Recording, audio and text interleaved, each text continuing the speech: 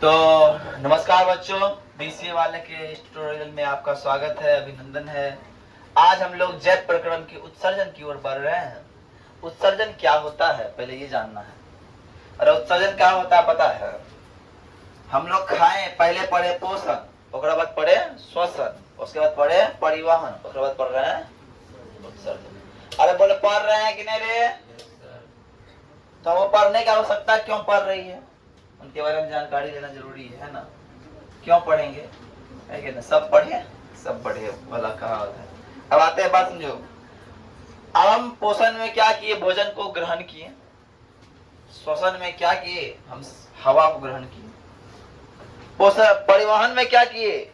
इस हवा और भोजन को अपने नलिकाओं द्वारा विभिन्न जगह तक पहुंचाएं, ये हो गया परिवहन। अपने ब्लड को इधर से उधर, उधर से इधर, है ना, रक्त, हृदय तथा रक्त वाहिनिकाओं की मदद से इधर से उधर। अरे बोलो यस या नो। अब एक चीज आता है उत्सर्जन। उत्सर्जन क्या करता है? समझ। चाय मम्मी बनाई, मम्मी क्या बनाई? चाय। चाय मम्मी चाय पत्ती हम दी, लेकिन चाय पत्ती हमारे कप में नहीं गिरा, गिरा कप में चाय, तो मम्मी उसके लिए क्या छकना लगाई नहीं है, छकना में छाकी चाय पत्ती उधर, चाय खाली मिल गया। अरे बोलो यस या नो। तो वही चाय पत्ती क्या है? पूरा से कचरा है। हमारे शरीर में भी कचरा सब रहता है। जो कचरा को छानने का काम करता है वो भैया है वृक्क। ये क्या है? वृक्क। वृक्क के अंदर बहुत सारी नलिकाएं होती है जिसको नेफ्रॉन बोलते हैं। वृक्क के अंदर बहुत सारी नलिकाएं होती है जिसको नेफ्रॉन बोलते हैं। और नेफ्रॉन क्या करता है? नेफ्रॉन की मदद से वृक्क क्या करता है? जितने भी अपशिष्ट पदार्थ होते हैं उनको छान के निकाल लेता है और शुद्ध पदार्थ को, तो जो अपशिष्ट पदार्थ निकलता है उसको एज ए मल द्वार और क्या बोलते हैं मूत्र मार्ग के द्वारा हमारे शरीर से बाहर कर दिया जाता है। तो हमारे शरीर से जो बाहर निकलता है वो हमारे शरीर का क्या है?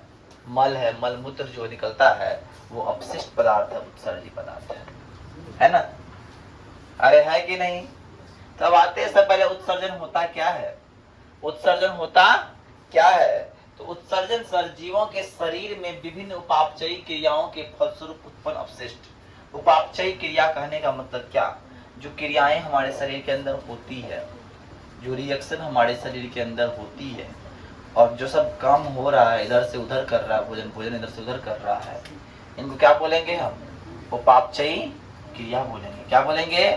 उपापचयी क्रिया बोलेंगे। क्या बोलेंगे? उपापचयी क्रिया बोलेंगे। ठीक है। अब उपापचयी क्रियाओं के फलस्वरूप निकलता है उत्सर्जी पदार्थ। क्या निकलता है? उत्सर्जी पदार्थ क्या है? तो अमोनिया, यूरिया। हमारे पेशाब में अमोनिया रहती है, मूत्राशय में मूत्र में यूरिया की मात्रा प्रेजेंट रहती है ना? वो सब हमारे शरीर में। और हमारा शरीर का सबसे प्रमुख, अगर बोला जाए प्रमुख अपशिष्ट पदार्थ क्या है, वो कार्बन डाइऑक्साइड है। क्या है?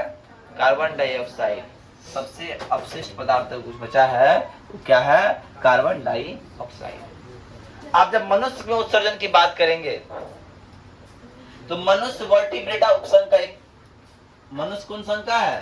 तो वर्टिब्रेटा उपसंघ का है। इनके बारे में क्लास 9th में जैव विविधता चैप्टर पढ़ा होगा, जैव विविधता चैप्टर में पढ़ा होगा, है ना? उसमें कहा है कि मनुष्य किस संघ का जंतु है? तो मनुष्य सर वर्टिब्रेटा संघ का जंतु है। और वर्टिब्रेटा संघ में मनुष्य के बारे में बताया गया है। और क्या मनुष्यों में या फिर मनुष्यों में क्या बोलते हैं, उत्सर्जन के लिए तंत्र बने गए हैं, अंग है, उत्सर्जी अंग है, वो क्या है? मूत्रवाहिनी, मूत्राशय और मूत्र मार्ग। मनुष्यों में उत्सर्जन के लिए एक तंत्र है जिसका नाम है वृक्क। और वृक्क से संबंधित जो भाग है, वृक्क में कौन सा भाग है? मूत्रवाहिनी, मूत्राशय और मूत्र मार्ग। ये मान लो मूत्रवाहिनी है, ये क्या है? मूत्रवाहिनी है। अरे बोलो भैया यस या नो। अब क्या हो रहा है?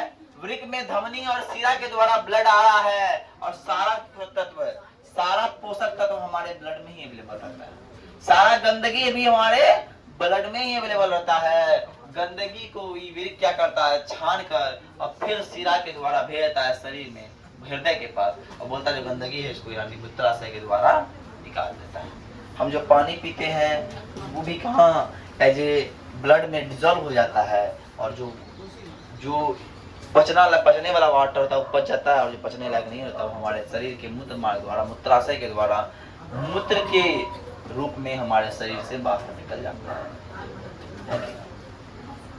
अब आते हैं सर, हमारे शरीर का सबसे बड़ा ग्रंथि है जो उत्सर्जी ग्रंथि है, उसका नाम है क्या? वृक्क। क्या नाम है? वृक्क। तो सर वृक्क होता कहाँ है, होता कैसा है, और होता क्यों है? होता कैसा है, होता कहाँ है, और होता क्यों है? इन सवालों का जवाब हम ढूंढेंगे। अब बोलता है भैया किडनी खराब हो गया जी, और किडनी का ज्यादा काम करवाओगे खराब होवे करेगा ना। अरे होगा कि नहीं, है ना? क्या रे कमर, शहंशाह कमर, तुम पढ़ते हो? हैं? अगर तुम पढ़ते हो तुम बताओ परिवहन कैसे करते हैं? इसका मतलब तुम नहीं पढ़ते। तो मनुष्य के शरीर में एक जोड़ी वृक्क होती है। जोड़ा समझते हो? तो लेकिन जोड़ा बैल होगा, है ना? मनुष्य के शरीर में एक जोड़ा वृक्क होता है, किसी का जोड़ा भैंस होता है। भैंस है तो करेंगे, भैंसो ना है कैसा याद है?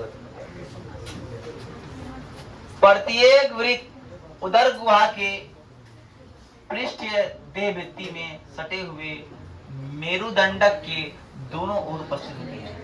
हमारा वृक्क जो है किडनी है, देखो ये दिख रहा है, ये जो है आगे में क्या है, आंत सब है, आंत के पीछे इधर से जब ये किडनी निकालना होता है ऑपरेशन यहाँ करता है डॉक्टर, इस जगह ऑपरेशन करेगा और किडनी निकाल लेगा, निकाल के बेच देगा, ठीक है ना? नहीं, किडनी में कोई प्रॉब्लम हो तो ऑपरेशन इस जगह और इस जगह होता है, ना कि इधर होगा। अब मान लो इधर ऑपरेशन करेगा तो क्या होगा? तुम्हारा इधर है कौन? छोटी आंत, बड़ी आंत सब है। इधर क्या है? छोटी आंत, बड़ी आंत। एक को चक्कू लगा, एक को नली का कटा, है ना? वो जब उसने खाना इधर से उधर ऐसे घूम रहा है, ऐसे खाना घूमते रहता है, खाना का जाता है, यहाँ से गया अमाशय में, फिर धीरे धीरे फिर जाते होते छोटी आंत होते हुए बड़ी आंत में होते हुए रट्टम में आता है ना? ये जो प्रोसेस होता है ये घूमते रहता है। एक कोट नली का कट गया तो तुम कट गया, है कि ना? इसीलिए किडनी का ऑपरेशन होता है इस जगह होता है ऑपरेशन, ठीक है? यहाँ तो जगह छड़ा हुआ है, यहाँ हड्डी नहीं है, इसीलिए छड़ा है। तो यहाँ तो हड्डी है, यहाँ तो हड्डी, बस इतना तो हड्डी नहीं है ना? तो न जाना किडनी जब निकालना हो कैसे निकाला जाएगा, ठीक है? अब आइए, और एक बात, बहुत बड़ा बात बोला है, बायां वृक्क जो होता है ना, दायां वृक्क की अपेक्षा कुछ ऊपर होता है। ये है तुम्हारा दायां, ये है तुम्हारा बायां। हाइट वृक्क तो नीचा होगा, हाइट वृक्क तो ऊपर होगा, ऐसे, है ना? और यह करीब 10 सेंटीमीटर लंबा होता है। इसकी लंबाई 10 सेंटीमीटर, इतना लंबा, इतना लंबा होता है। इतने का चीज है, बताओ।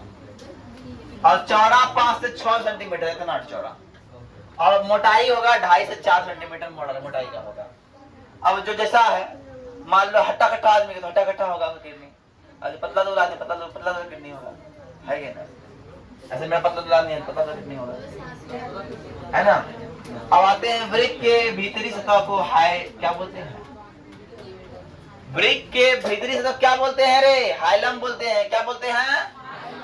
और वृक्क का जो भीतरी सतह है, भीतरी सतह है, जब काट के सीन के पीछे तो काटते निकलता है ना से बच्चा, तो किडनी काटेंगे जो निकलेगा उसका अंदर वाला भाग क्या बोलेंगे? हाइलम बोलेंगे। क्या बोलेंगे रे? क्या बोलेंगे?